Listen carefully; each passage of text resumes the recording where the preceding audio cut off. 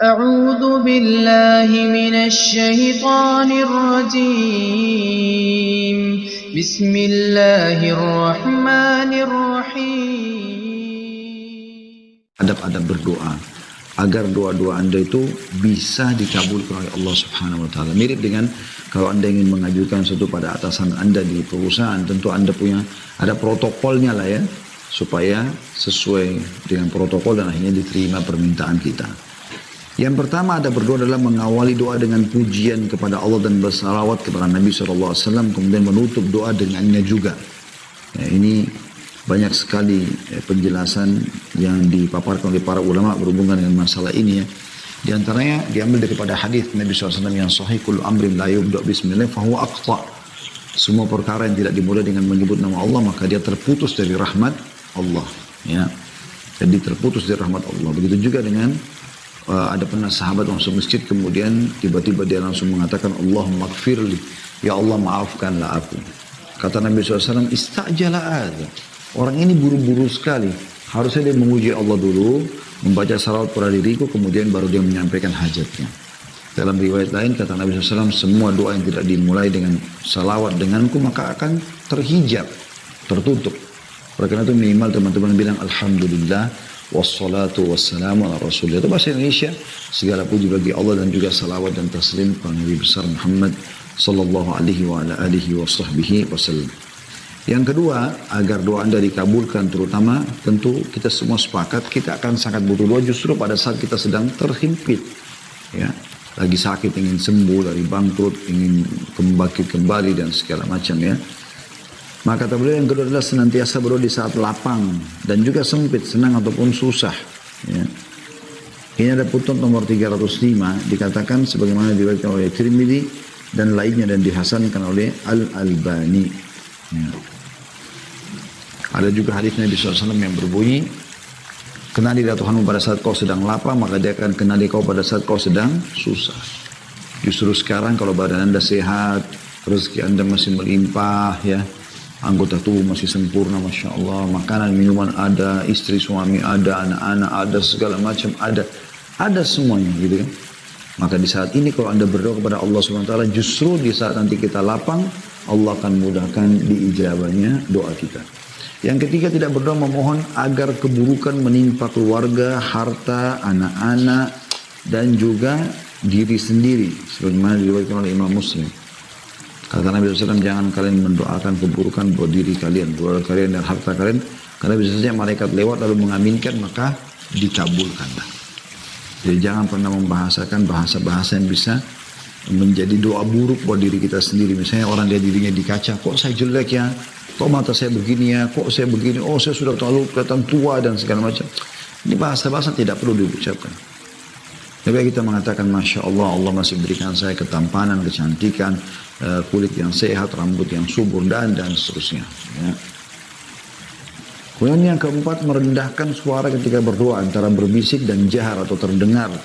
Sebagaimana disebutkan dalam riwayat dalam tafsir surah Al-A'raf ayat 205. Juga hadis riwayat Bukhari Muslim. Tadi sudah kita bacakan Al-A'raf itu ya. Kita disuruh berdoa kepada Allah Subhanahu wa taala dalam kondisi merendah, rasa takut, mengecilkan suara, tidak teriak-teriak. Jadi pernah ada sahabat mereka di Khaybar, pada saat melihat orang-orang Yahudi di Khaybar dan mereka tahu Allah telah turunkan janjinya untuk Nabi Muhammad sallallahu alaihi wasallam bahwasanya Khaybar akan ditembus gitu kan. Maka mereka pun bertakbir Allahu Akbar para sahabat itu. Kata Nabi SAW, kecilkan suara kalian. Karena yang sedang kalian panggil bukan zat yang tuli. Sudah dengar apa yang kalian minta gitu. Jadi harusnya kita mengatur dari suara kita gitu. Kemudian yang kelima, merendahkan dan menghinakan diri di hadapan Allah pada saat berdoa. Sebagaimana disebutkan dalam surah Al-An'am, ya, surah nomor 6, ayatnya 42 sama 63. Juga Al-A'raf 205. Ini menjelaskan tentang masalah kita dianjurkan untuk merendah pada saat berdoa kepada Allah SWT. Yang keenam, memelas atau merengek kepada Allah dalam berdoa dan memohon. Sebagaimana hadis riwayat Tirmidzi dan sahihkan oleh Albani. Ya. Jadi kita harus betul-betul merengek, memohon. Ya, karena Allah tidak akan terima doa yang dari hati yang lalai, hanya seperti rutinitas saja. Yang ketujuh, bertawassul kepada Allah dengan tawassul yang disyariatkan. Dan makna tawassul maksudnya mencari amal-amal soleh yang bisa kita sebutkan. Kemudian kita berharap dengan menyebutkan amal soleh itu kepada Allah, bukan pada manusia. Maka bisa doa kita diterima. Poin ketujuh, bertawassul kepada Allah dengan tawassul yang disyariatkan. Seperti contohnya bertawassul dengan nama-nama dan sifat-sifat Allah dalam berdoa. Misalnya kita bilang, Ya Ghafur, Ikfirli, Ya Tawwab, Tub Alaiya, wahai Zat yang Maha Pengampun, ampunilah aku, wahai Zat yang menerima taubat, terimalah taubatku, dan seterusnya. Kemudian yang B, masih di poin 7, bertawassul dengan amal-amal soleh yang pernah dilakukan. Poin C, bertawassul dengan doa orang-orang soleh yang masih hidup. Ya, Anda boleh datang kepada orang soleh lalu Anda minta agar dia doakan kepada kita, baik itu orang tua kita atau orang-orang lain.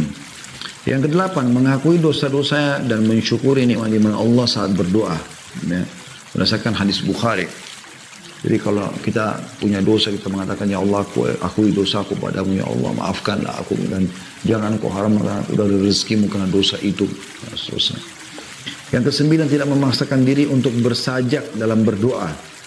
Nah, dia menyampaikan apa adanya, curhatannya kepada Allah SWT. Yang ke-10, mengulangi doa 3 kali. Disebutkan dalam hadis Bukhari Muslim. Jadi usahakan disebutkan minimal 3 kali doa yang kita sampaikan. Kemudian yang ke-11, menghadap kiblat. Sebenarnya disebutkan dalam hadis Bukhari dari hadis Abdullah bin Zaid radhiyallahu anhu. Kemudian yang ke-12, mengangkat kedua tangan saat berdoa. Ini ada hadisnya, kata Nabi SAW, Allah malu mengembalikan tangan hamba yang diangkat ke langit dalam keadaan kosong. Mesti dikembalikan dalam keadaan kosong. Yang ke-13, berwuduk sebelum berdoa. Ini termasuk adab yang penting. Ya. Berwuduk sebelum berdoa. Walaupun ini bukan keharusan, tapi sunnah. Yang ke-14, menangis ketika berdoa karena takut kepada Allah. Jadi kalau kita pernah berbuat dosa, khawatir Allah hukum dan segala macam, itu bagian daripada hal yang sangat ditekankan. Yang ke-15, menampakkan rasa butuh kepada Allah saat berdoa.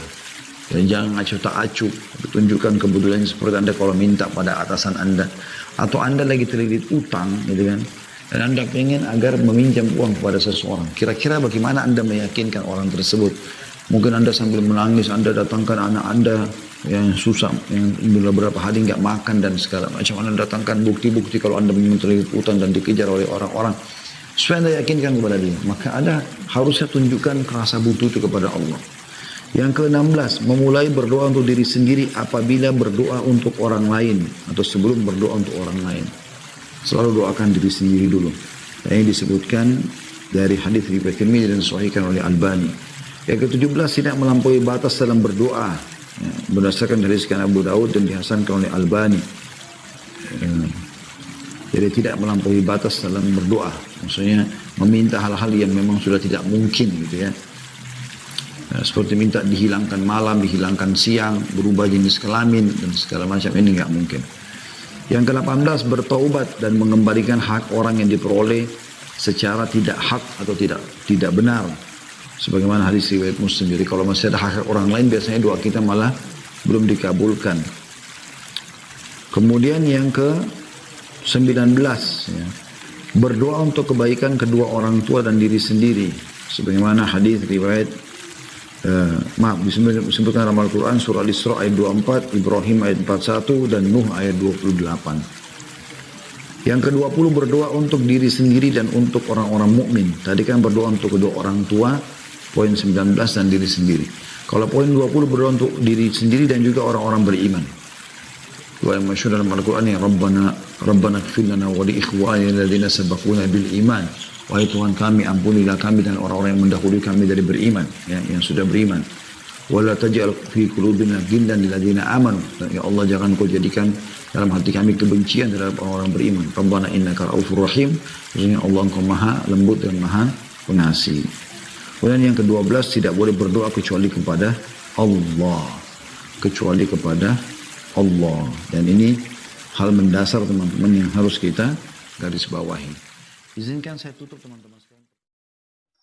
أعوذ بالله من الشيطان الرجيم بسم الله الرحمن